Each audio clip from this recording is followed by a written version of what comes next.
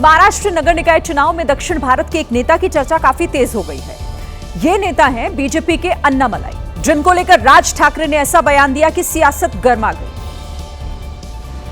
रविवार की शाम मुंबई में उद्धव और राज ठाकरे ने संयुक्त रूप से चुनाव प्रचार किया और यहीं पर राज ठाकरे ने तमिलनाडु बीजेपी के पूर्व अध्यक्ष के अन्नामलाई का जिक्र किया। काल परवाकडे कोणतरी एक तामिळनाडू बंद रसमलाई आली होती, तो सांगतो मुंबईचा आणि म्हणजे महाराष्ट्राचा संबंध काय, तुझा काय संबंध है इथे याचा?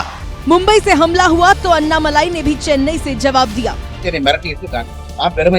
விவசாயியுடைய பையன் இன்னைக்கு தாக்கரேவனுடைய கோபத்தை நான் சம்பாதிச்சேன்। दरअसल अन्नामलाई ने एक चुनावी भाषण में कहा था कि मुंबई कोई महाराष्ट्र का शहर नहीं बल्कि एक अंतर्राष्ट्रीय शहर है। इसी के चलते अन्नामलाई बिहार की सियासत में चर्चा का मुद्दा बन गए हैं। बड़ी खबर छत्तीसगढ़ के महासमुंद से, जहां पर हाईवे पर सिलेंडर लदे पिकअप में आग लग गई और आग लगने के बाद एक वहां सिलेंडर फटने लगे। हाईवे पर अफरा तफरी मच गई। तस्वीरें आपके सामने हैं, देखिए किस तरीके से यहां चीख पुकार लोगों की साफ सुनी जा सकती है। जिस तरह से धमाका हुआ, ये पिकअप जिसमें सिलेंडर लदे हुए थे और एक के बाद एक सिलेंडर फटते चले गए। हाईवे पर अफरा तफरी मच गई, काफी पीछे ही गाड़ियां रुक गई इन धमाकों को देखकर। रुको सिलेंडर देखो तो अभी थोड़ा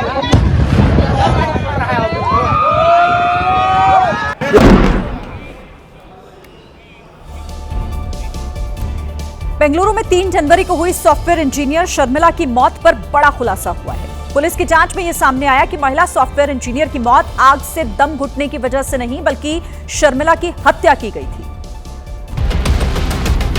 पुलिस ने खुलासा किया है कि शर्मिला की मौत के पीछे पड़ोस में रहने वाले 18 साल के एक पीयूसी छात्र का हाथ है। पुलिस के मुताबिक घटना वाली रात 18 साल का लड़का खिड़की के रास्ते शर्मिला के फ्लैट में घुसा था। उसने शर्मिला के साथ जोर जबरदस्ती की थी, लेकिन जब शर्मिला ने यौन संबंध बनाने से इनकार किया तो आरोपी ने शर्मिला का मुंह नाक दबा लिया और दम घुटने तक दबाए रखा। जब शर्मिला की मौत हो गई तो उसने फ्लैट में आग लगा दी ताकि सबको ये लगे कि शर्मिला की मौत आग से उठने वाले धुएं की वजह से दम घुटने से हुई है। लेकिन आरोपी को गिरफ्तार कर पुलिस ने घटना का पर्दाफाश कर दिया। PUC ವಿದ್ಯಾರ್ಥಿ ಪಕ್ಕದಲ್ಲಿ ಅವ್ರ ಕಡೆಯಿಂದ ಆಗಿದೆ, ಅವ್ರು ಇಟ್ಕೊಂಡಿದ್ದಾರೆ, ಆದರೆ ಇದರಲ್ಲಿ ಏನೇನು। पुलिस ने पहले शर्मिला की मौत को हादसा माना था, लेकिन अब सच्चाई सामने आने के बाद पुलिस ने मामले को हत्या की धारा में बदल दिया है। पुलिस और भी CCTV खंगाल रही है ताकि वो हत्याकांड की तह तक जा सके। लखनऊ में राष्ट्रीय युवा दिवस पर आयोजित एक कार्यक्रम को संबोधित करते हुए मुख्यमंत्री योगी आदित्यनाथ ने यूपी की कानून व्यवस्था की तारीफ की और कहा कि अब उत्तर प्रदेश में दंगा नहीं होता, यहां सब चंगा है। अब कर्फ्यू नहीं है, दंगा भी नहीं है, अब तो यूपी में सब जगह चंगा है। हर व्यक्ति खुशहाल है, अपने कारोबार में लगा है, सुरक्षित माहौल में रह रहा है। अब चिंता काहे की, हर व्यक्ति अपने काम धंधे में लिप्त है, मजबूती के साथ आगे बढ़ रहा है। साल 2026 की शुरुआत में भारत के अंतरिक्ष मिशन को बड़ा झटका लगा है। सुबह आंध्र प्रदेश के श्रीहरिकोटा से इसरो ने PSLV C-62 रॉकेट लॉन्च किया था, लेकिन लॉन्चिंग के कुछ समय बाद ही बुरी खबर सामने आ गई।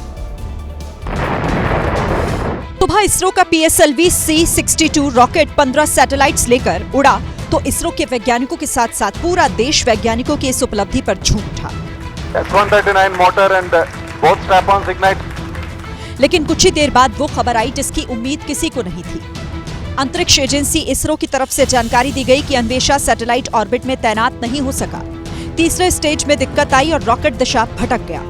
End of the third stage, we are seeing little more disturbance in the vehicle roll rates. We are analyzing the data. फिलहाल अंतरिक्ष एजेंसी डेटा का एनालिसिस कर रही है। पता लगाया जा रहा है कि गड़बड़ी आखिर कहां हुई। वहीं इसरो के चीफ V नारायणन ने अभी तक इस मिशन को न तो सफल और न ही फेल घोषित किया है। महाराष्ट्र के मंत्री नितेश राणे ने एक बार फिर से विवादित बयान दिया है। इस बार उनके निशाने पर ठाकरे बंधु रहे, जिनका रिश्ता नितेश राणे ने पाकिस्तान से जोड़ दिया।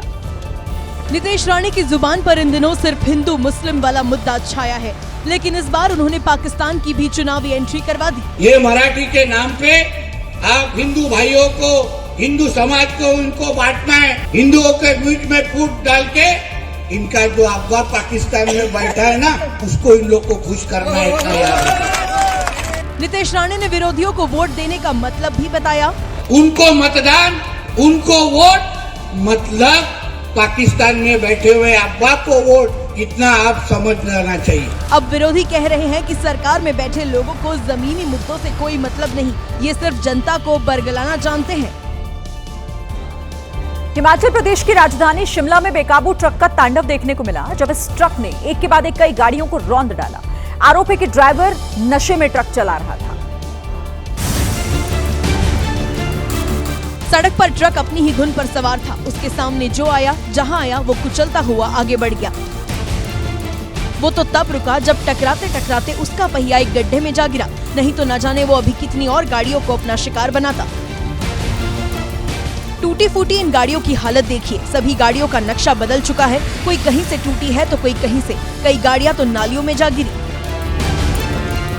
बताया जा रहा है कि ट्रक ड्राइवर न सिर्फ तेज रफ्तार से ट्रक दौड़ा रहा था, बल्कि वो नशे में टल्ली भी था।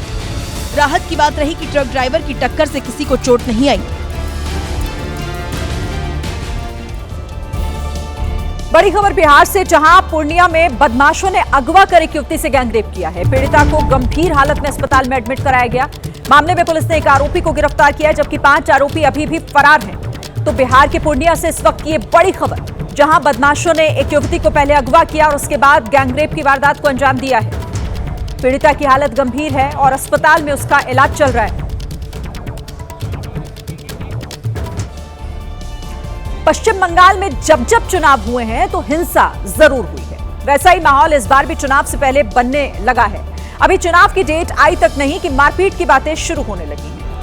बंगाल में इस बार चुनाव में क्या होगा ये कोई नहीं जानता, लेकिन चुनाव से पहले टीएमसी विधायक अरुणाब सेन ने बीजेपी नेताओं को जिंदा गाड़ने की धमकी देकर सियासी तपिश जरूर बढ़ा दी।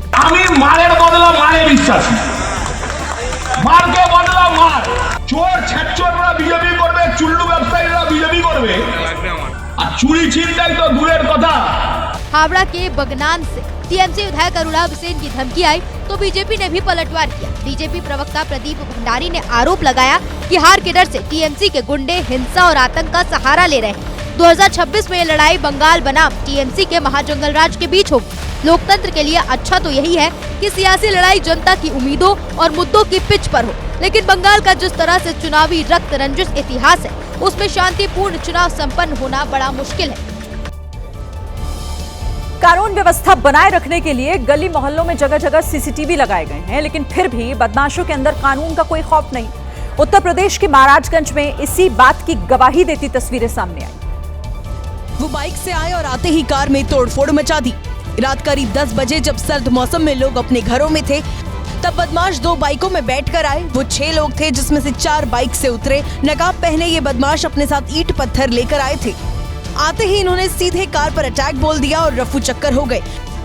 जैसे ही इन 4 बदमाशों ने कार के शीशे तोड़े, आवाज सुन बगल के घर से एक व्यक्ति बाहर आए, लेकिन जब तक वो कुछ समझते, कुछ करते, इन बदमाशों को पकड़ते, तब तक वो भाग चुके थे।